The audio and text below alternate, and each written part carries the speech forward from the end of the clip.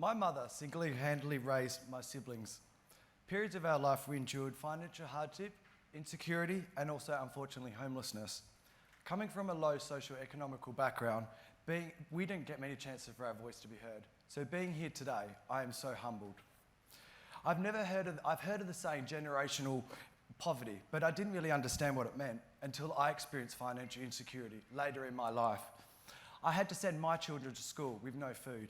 It was humiliating. My children didn't understand that I had 2 car registrations and rent.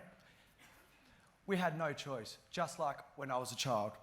My family are just another statistic. Over 4 million people are experiencing food insecurity, along with 110,000 people experiencing homelessness. Police, hospitals and nurses are seeing people experiencing food insecurity, but out of trading hours. Pamphlets on services are normally given, but it's pointless if they are closed. Trading hours and effective referral pathways for immediate assistance are key barriers. Myself, my husband and our children, we invented You Matter boxes, because to all you struggling out there, you matter. You Matter boxes are a 24-hour emergency food release service. You Matter boxes have user-friendly online face that MyGov can be accessed. Styles vary, being connected to a main, a solar power, or a portable option that can even be airlifted in event of natural disasters. The list goes on. Each modular is specifically designed to be adapted for its environment. Your Matter boxes in the city will dispense hot food, first aid, along with animal care packages. Your refrigerated Your Matter boxes in suburbia will dispense school lunches along with family hampers. Kids can go to school and receive food before going to school. Your Matter boxes can hold up to 200 kilos of replenishable food and can be replenished multiple times.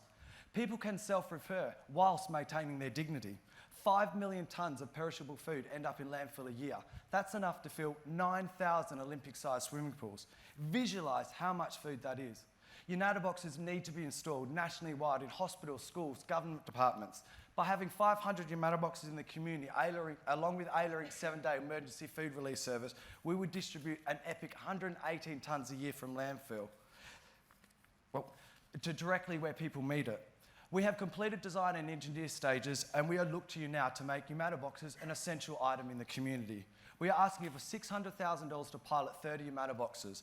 Data collected will prove success rate while gaining feedback from users. This will scaffold the national and international model. We are seeking introductions with the CEO of Google, all leading supermarket chains, engineer, manufacturing and software specialists, Sue Ellery, Mark McGrown and Roger Cook, and the Honourable Greg Hunt. Thank you for your time.